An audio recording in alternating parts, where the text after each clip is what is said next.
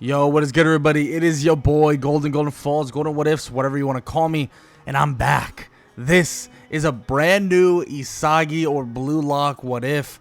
It's sort of a remake, but then also sort of not a remake. I did do a video similar to this before, but now we're doing it again, but also pretty much differently. But if you enjoy, please show some love to the video. This is part 1 of what if Isagi had telekinesis powers. And you'll see what I gotta do in this video. And I'm really excited to get into this video. And I'm sure a lot of you are excited for more Blue Lock stuff. So we're here and we're gonna get into it. As always, we are going to go all the way up until the U20 match, which is, well, I will finish the U20 match now that it is animated.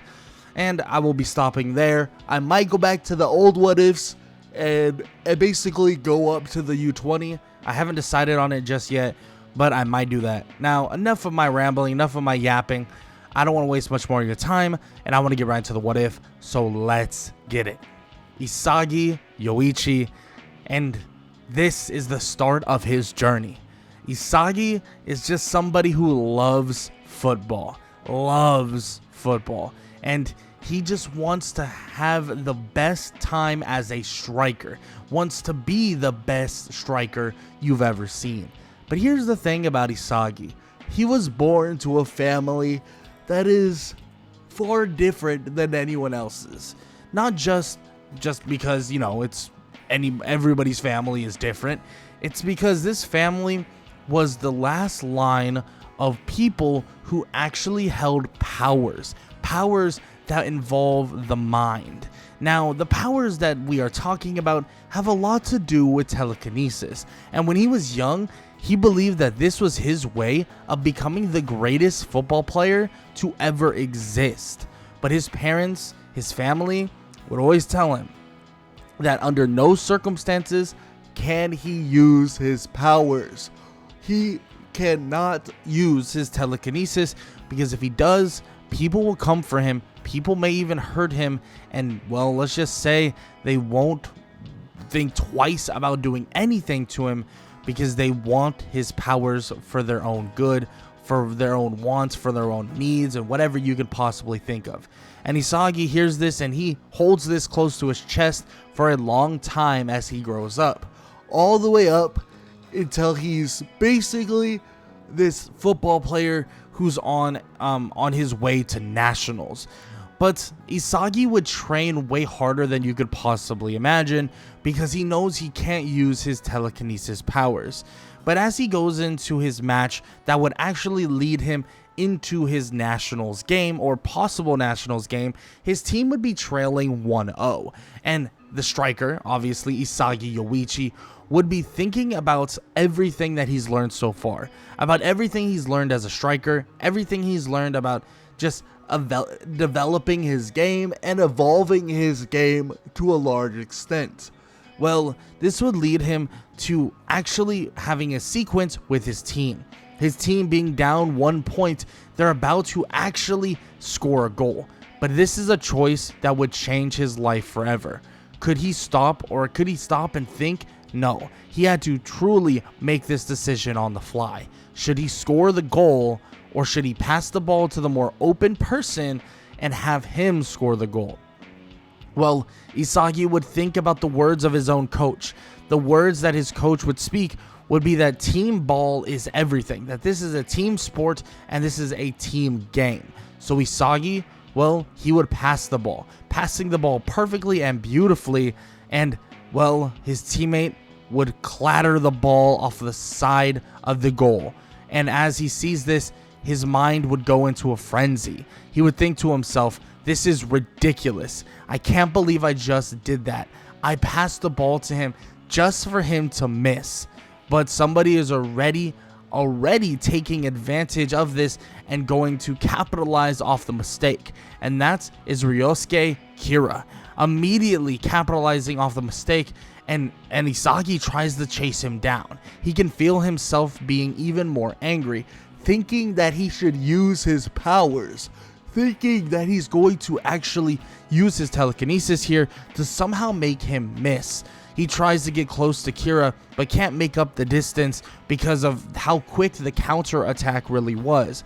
And as he considers and debates with himself in his mind about making Kira miss, the ball would sail toward the goal, and he would just inch it closer and closer to the basically the edge of the goalpost. But as he's doing this, he realizes he can't. He stops as it barely squeaks in, scoring a goal, putting the other team up 2-0, essentially ending the game as he knows it. He would end the game and be standing there as the celebrations would occur, as the other team would cheer, and as his team would be crying and completely enveloped in tears. He would be frustrated. Absolutely frustrated, arms behind his back, thinking to himself, what did he just do? He let the game slip away. He let this happen, and he could have been that person to stop it all, only if he could use his powers. And he thinks to himself, there has to be another way to approach this. His powers are part of him. His powers can allow him to be the greatest striker people have ever seen.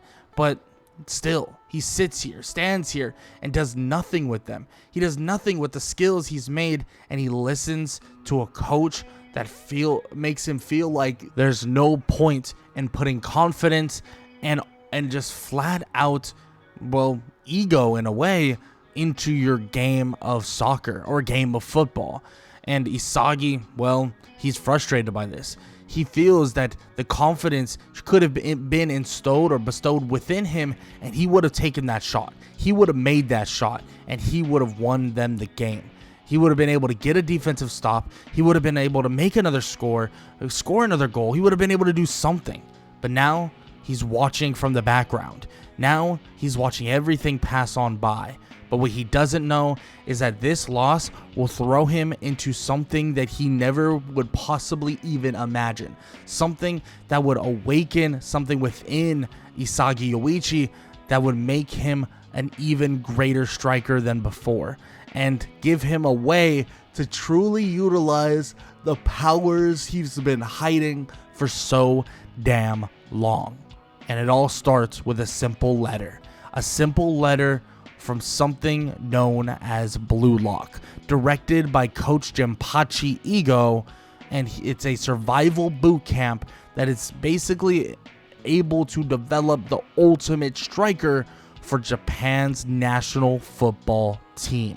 And that's where he goes. All he can think about is doing this. This is what he wants. This is what he's going to get. And when he arrives, he sees everybody there.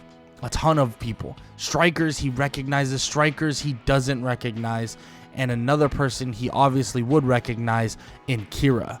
And he realizes that this is so much different than he could possibly imagine. All of them would walk through those doors after Ego would explain everything that has to do with Blue Lock. What they're doing, what they're creating, and what they're making, and that is the greatest striker. And before you know it, Isagi would be walking through those doors, walking and getting ready, getting dressed, and walking into his building, Building Z, and he would be ready. But here's the thing. There's 12 people in that room, and one person needs to go. And the first trial is a game of tag. Some funny game that maybe him and many other friends would have played in the past. Hit each other with the ball, they say. It'll be fun, they say. This is not about fun. This is about absolute domination. This is about proving who's the best, and this is no game. And the first trial would begin, and the ball starts with the lowest ranked striker, Iragashi. And as Iragashi actually has the ball, or is it, eventually Isagi ends up getting tagged. But during this sequence, he tries to eliminate people, tries to tag people, but he can't seem to get it done. He can't seem to until he meets someone else. Meets someone that allows him to awaken something that he didn't know existed. He doesn't know if it's confidence, he doesn't know if it's arrogance, and he doesn't know if it's his ego shining through, but he knows something. This has awakened his love for football once again, because now this makes him excited. He goes back and forth by someone by the name of Bachira, and Bachira, it seems to be insane, kind of talking to himself, but also talking about some sort of monster, someone to play with, but also someone to enjoy football with once again. They go back and forth, tagging each other, Isagi smiling greatly, and Bachira can feel that the passes and the kicks from Isagi getting stronger and stronger. And eventually, Bachira would look toward one person more specifically, that of Kira. He looks at Kira and goes charging forward, trying to strike at Kira, but misses. Bachira recovers the ball and sees Isagi, and Bachira would launch the ball up for the striker, for Isagi Yoichi, and he looks at Isagi, wondering, will he accept this offering? Will he accept this gift? Will he? Well, there is no hesitation. Isagi would kick the ball so hard that many would think that this was impossible. How would he be able to do something like this? And when he kicks it, he hits Kira square in the jaw so much that it shatters half of Kira's jaw. Yes, hits him that hard, in which everyone is shocked, but Bachira, he's smiling, laughing, and in complete shock, saying that he can't believe the guy can kick that hard. I mean, seriously, that packs some damn punch. I mean, really? Are you kidding? Imagine if you hit me with that. He's like, I would have been on the floor for days. In which he begins to just smile and laugh about this, but Isagi himself seems to have no regrets at all. Not angry, not upset, nothing. He doesn't care about Kira, and frankly, all of that pent-up annoyance and anger that he's had throughout this time, especially with not being able to use his powers, have been solely directed at Kira, and it would just piss him off. In which this would lead Isagi down the pathway of realizing that he can hide his telekinesis within his striking game, within being the player he wants to be. But here's the thing. When they all get that chance, when they're all seeing that Kira is eliminated, when the clock hits 0 and it's now time, well, let's just say that Ego once again speaks to them, talks to them, and explains that Kira has this lack of ego to him, and it made him unfit to be the ultimate striker, something that Blue Lock wants. And now that there's 11 players remaining, they will form Team Z, live together, work together, train together, and, well, together they will then basically push on forward. And on top of that, if they push on forward leading to betrayals, well, so be it. And he basically tells them all that it is now preparation for games against other people. So they begin training, and Isagi begins practicing with other teammates and stuff like that. But more specifically, Meguru Bachira. And Bachira explains that he does have this monster inside of him. A monster that basically tells him the best course of action. And, well, Isagi would tell him that if he wants to enjoy this sport, he wants to enjoy football, that he should let loose whatever is helping him, whatever is guiding him. Enjoy it, thrive in it, because he's no longer holding back. He's no longer going to be the striker he once was. He's a new one. This is his rebirth, in which Bachira thinks that this is beautiful, that he has been reborn into a monster. And after this conversation is held, Ego would eventually explain everything that is situated, and also their matchups and stuff like that. But basically telling them that they are assigned based on player rank, and that Team Z is actually the lowest of all the players.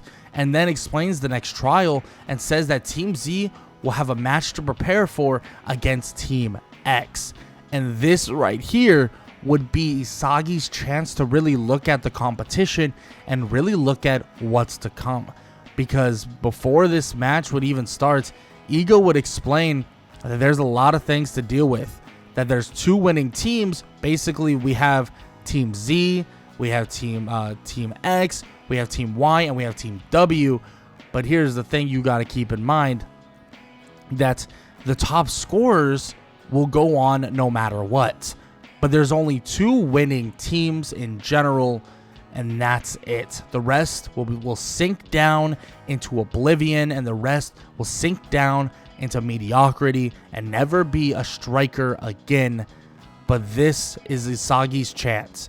The match would begin with mostly fighting amongst teammates and blah blah blah, but this is when things would shift, because the chaos would create an opening, and it would lead to Team X's Shohei Bado into scoring the first goal. And this would shock Isagi. Isagi would be at a loss for words. I mean, he was a monster, a freak of nature, maybe even a king of the field. He doesn't know what to look at him for, but he thinks to himself, he can't allow Bado to continue to absolutely torch them, but that's what he does. Continuously torching them, goal after goal, getting up to the point where it's 3-0. 3 goals to none. And this would immediately strike into Isagi's head that something needs to be done. He would immediately tell everybody to shut their mouths and chill out. That they got to figure out what they got to do to stop this guy, or they're really going to get put on their back foot. Stop absolutely kind of hurting each other by doing stupid things. He tells them that as long as they can get along, as long as they can figure out who's going to be scoring, who's setting up who to score, he will lock down Bado. He will put the clamps on him. In which Bado hears this and thinks, this guy's insane. He just scored 3 back-to-back goals, and he thinks he's going to stop me? He's going to stop me? Of course, Bado is thinking like an absolute egoist, but Isagi tells them with a straight face that he will shut down Bado as long as they score goals. In which Kunigami, which Raichi, which Bachara, and many others begin to kind of listen in and think, you know what? If he goes full on defense and he doesn't let Bado score, then they'll all get along. Which Isagi says, fine. If it comes to that and has to come to that, then so be it. And this would eventually set into motion their next plan of attack. They would try their best to actually attack, but as promised, they don't actually, they fight amongst each other still until they actually get back on defense. So when Bado score or basically steals it once again, Isagi would go into absolute defensive mode, absolutely shutting down Bado as he tries to push up the field and push the tempo. Isagi would mock Bado. He would tell him that he's seen what he can do, but he needs to get within a certain distance of the goal, and he knows that. But also, as he pressures Bado begins to feel weaker in a way, but it's as if things are heavier. And Isagi would look at Bado and ask him, does the presence of him standing in front of him make him feel heavier, feel slower, feel weaker, not like himself, a weakling that is crumbling under the pressure? Isagi would tell him over and over again and say that he's tired of listening to coaches, players telling him that it's some team game. No, this is one-on-one. This is one-on-one, Bado. And he begins to tell him that he's no longer going to be the ruler of this field because there is another person in town now. Everybody is shocked to see this. Bado cannot get to his spots, and eventually it would be stolen from Isagi, or Isagi would steal the ball from Bado, as he would immediately put on the tempo as he sees Raichi and Kunigami both in place to actually score a goal. But Isagi would pass the ball to Kunigami as he would score from a decent way out with some insane power. A power shot that Isagi is pretty damn shocked at seeing. And yes, this did take a while to really invoke, but there's time still. There is plenty of time.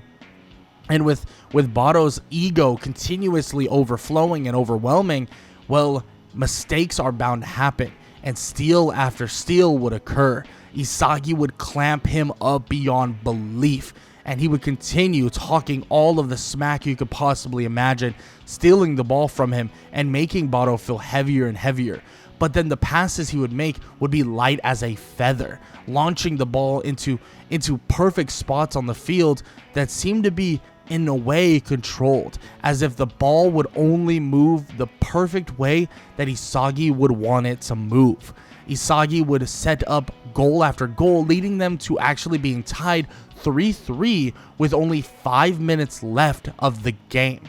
And of course, Bato would still be barreling forward like an absolute just juggernaut, trying to get past the absolute just domination of defense from Isagi. But Isagi continues to tell him that all he has is that little one trick. Nobody else to play off of, nobody else to trust, nobody else to work with. A bunch of absolute side characters, NPCs. That's what they are. Him, he is the main character, but even the main character has to deal with his main antagonist, and that is what Isagi is on this field. Isagi would clamp him up one more time, stealing the ball, and as he steals it, he would get through one player and then another, and it seems like his movements are just beautiful. His movements are completely controlled, and eventually with one pass to Bachira would just juke and dodge and absolutely out-dribble every single person that's in front of him, just getting through the entirety of the rest of the defense, splitting them up, and leading to him scoring a goal for himself, putting them up 4-3 with no time left, no time to respond, and Bato stands there in complete and utter shock on how this happened. What just happened? He was dominating. Everything was going his way. Everything was happening how it should have. But Isagi tells everybody that if they want to win, they want to push on to whatever's to come, then let him lead. Follow him to the destination they want to get to. Follow him to the top, and don't allow each other to sink. Not yet. Not just yet. Because they have so much more to do, so much more to understand, and so much more to deal with. And this would lead them to eventually strategizing and eventually talking about unique weapons and stuff like that. And they would question Isagi fully. How was he able to do that? They've never seen a striker with the defensive capabilities that he has. And Isagi tells them that he's always been good at that. He's always been good at quite a bit of things, but he's always thought of things as a team game. That everything was team. But when you make things simple, when you make things a one-on-one, when you completely erase somebody from the field and they are an important part of that quote-unquote team, well, you'll realize that this is not a team game. This is a game made of people who are better than other people. And he tells them that as long as he erases the best player on the field, he trusts that everyone else fall in line and everyone else can truly make a difference. He asked them, what do you think? You think if we make it a 10v10, if I erase the greatest player on their team, the best player, the one that's carrying them all the way, that you guys aren't good enough to make a play on your own? That I have to hold your hand through it as well? In which immediately they tell him to shut his mouth, to never say some stupid stuff like that ever again. But Bachira is loving it. He's loving the fire that Isagi is bringing, the monster that he's showing. And frankly, he is showing so much right now. And he continues to show what he can do going into the very next game. Team Z versus Team Y. Well, this is a beautiful and amazing game for Isagi. Because, well, all they got to do is identify who and what they have to deal with. And that leads them to actually identifying what they're trying to do. The two people that they're trying to basically kind of have a solo strategy with, and that is Nico and Okawa. Quickly, Isagi can already tell and see this. And as Nico goes to basically pass to Okawa for an easy goal, and what seems to be an easy goal, well, out of nowhere, here he comes. the eraser of truly Team Z, or really truly going to be the eraser of Blue Lock, would be right on his hip. He would steal the ball from Okawa, as Okawa can't even keep up, as Isagi starts putting on the pace, setting up Bachira for his own pass, then leading Bachira to make a beautiful pass for Kunigami, who scores outside of the penalty area, or like within the penalty area for the most part.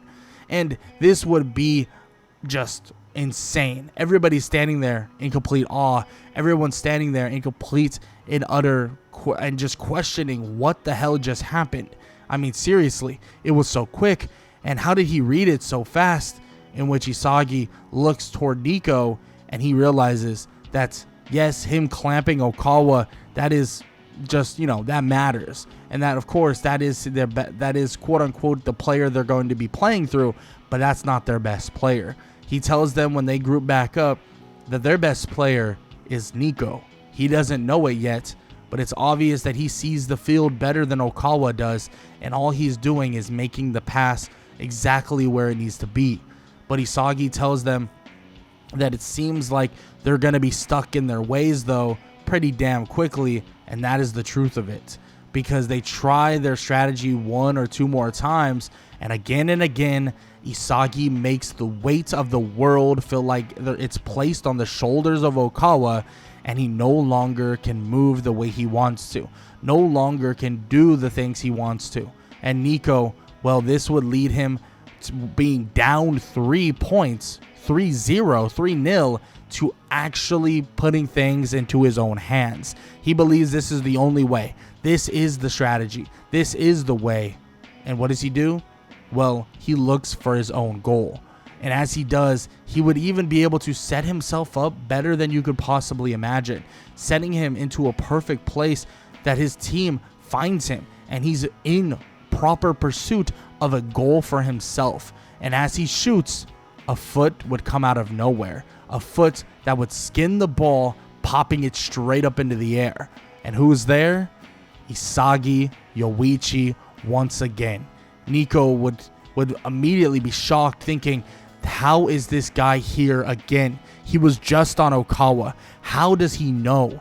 Isagi would look at him, and he would feel this, or Nico would feel this weight on his body, like he's carrying thousands of pounds in a way. Now, it isn't to that degree, but I mean, in this situation, that's what it feels like.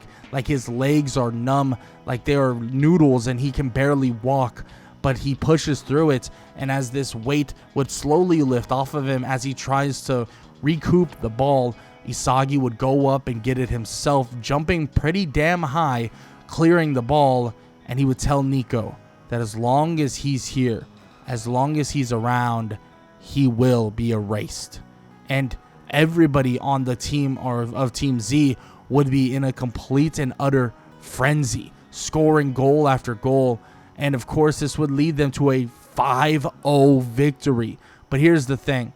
They score quite a few goals, but they know how much Isagi means to this team right now. Isagi's on a totally different level, it seems, but he doesn't play like a striker. At least not to the degree some of the other strikers do.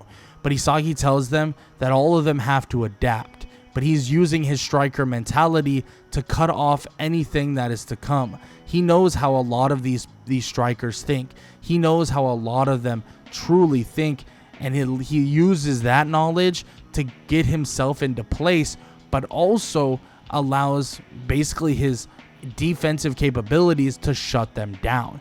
So Isagi, he isn't necessarily looking forward in some sort of meta vision. No. He's not looking that far forward, but he does know somewhat how most of these strikers think in a basic term. And as long as he can get within a certain range of them, it doesn't matter. The shutdown will come. And as long as he knows who the best player is, keying in on that one player, making himself quick enough to catch up, all of these things would allow him to eventually shut down some of these absolute units of some strikers that are no joke. And keep that in mind, they're absolutely no joke. And this does lead him to getting some of his own goals. Don't get me wrong. He's not going to just have no goals here. He'll get one, maybe two within the last 2 games, but he is mainly focused on absolutely shutting down the competition in terms of his defensive capabilities. But for now, this would be the end of Team Z versus Team Y, leading them to preparing for Team W.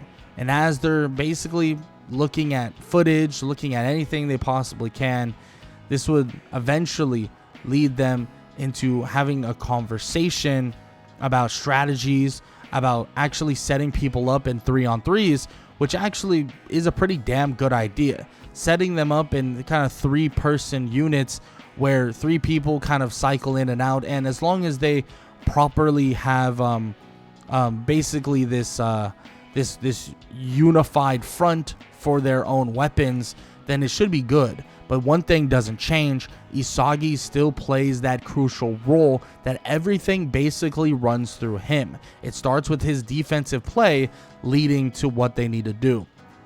But here's the thing.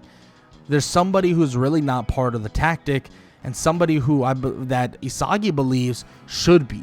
He looks toward Chigiri and even has a conversation with him, has a conversation about this idea that he should not be on defense, that he should be up there, up front. He can tell that he's holding back something, and he refuses, saying that he'd rather stay on defense. That doesn't matter, that all he wants to do is stay on defense and blah, blah, blah.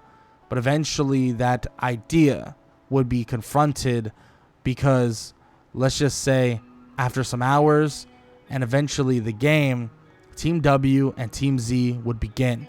And when the Wanama brothers would have the ball, and it seems that the twins begin their onslaught, Isagi would begin defending and would begin to shut basically both of them down together. And they're completely shocked. How was he able to do that? They feel like their passes are off. They're slower than usual. They feel like they can't get to their spots. And Chigiri sees this and sees that Isagi is literally holding them off by himself. Nobody is actually setting up for any goals or anything like that. So there is no actual Kuon, retaliation where he's like, yeah, I'm going to screw everyone over. No, that's not what's happening here, because they're up 2 games already. There's no point. They win this game, it solidifies themselves entirely, and they automatically are just in no matter what. So why would he do that? So he doesn't do that. And he begins shutting down this duo. The Wanama twins struggle extremely hard to actually get past Isagi, but having 2 people to deal with makes things very, very difficult, eventually leading to them actually getting past Isagi to a certain extent. But the ball that is passed is a little bit too far, but someone there is ready to get it. Someone there is ready to retrieve it. After about 10 to 15 minutes into the game, it seems like Chigiri has finally realized what he's been missing. This want, this absolute want to get better, to get faster, and to get even greater and becoming the greatest striker to ever live. And he would pop the ball out toward basically the sidelines and immediately would go sprinting. As he goes sprinting, the Wanama twins would feel exhausted in a way, slower, unable to recover, and Isagi would smile as he created this opening for Chigiri, hoping that he would take it. And he did. Sprinting down the side of the field, Chigiri would look inside, thinking maybe a pass. Maybe he looks and passes, then he sees someone. He sees Isagi. Isagi sprints down, trailing Chigiri, and he looks and he with his eyes telling Chigiri to pass it. He would pass it, but quickly Isagi wouldn't even go for a goal, passing the ball once again, putting a beautiful spin on it, and Chigiri goes leaping forward with his leg out, tapping it right above the goalie, scoring his first goal in Blue Lock. And let's just say the speedster has truly been reawakened.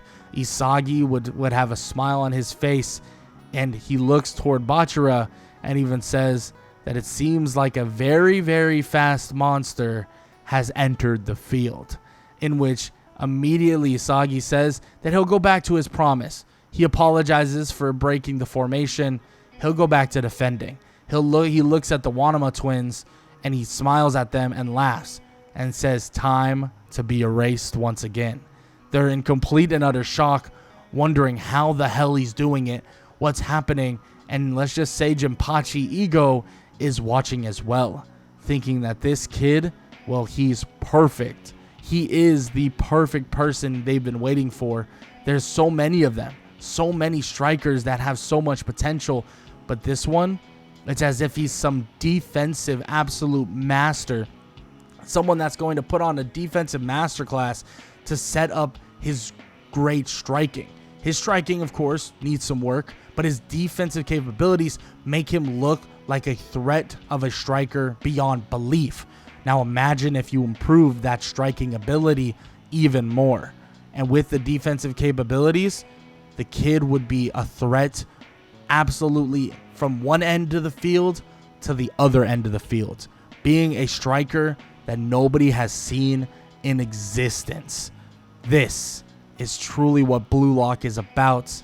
And with basically Team Z and Team W going head to head, well, there's so much more to talk about, as Chiguri seems to be ready to take over this game and to show the Wanama twins why they were so beneath him in the first place, and why they were never as good as him in the first place as well. But for now, this is where we're going to end off part 1 of What If Isagi Had Telekinesis Powers, and we're going to pick up with this game, the next game, and go on to the next selection. And with that said, I hope you guys enjoyed. If you did, leave a like, leave a sub, leave a comment down below, and show some love to the video. If you want to see more Blue Lock stuff, show some love to the video, because if you don't show love to the video, I won't know if y'all still want more Blue Lock stuff. But I hope you guys enjoyed nonetheless, and I hope all y'all have an amazing day. Later.